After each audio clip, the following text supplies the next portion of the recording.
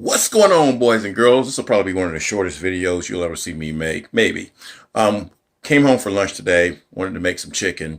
Had some chicken wings. Of course, chicken wings are really expensive right now just because of all this mess. That's what we'll say. But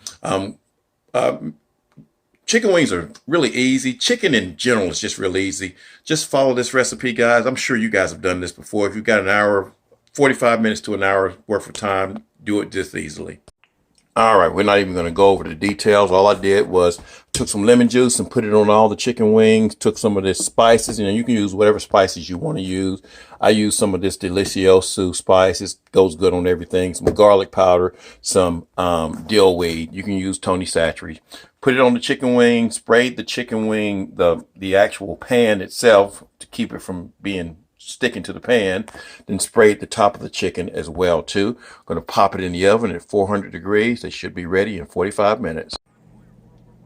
And there you have it, guys. After about 45 minutes, you have you some nice chicken wings. Took less than an hour to do all of this. It's just a very easy recipe to do. Just chicken is just so easy, so versatile. So you guys have a great day, and we'll see you the next time. Peace.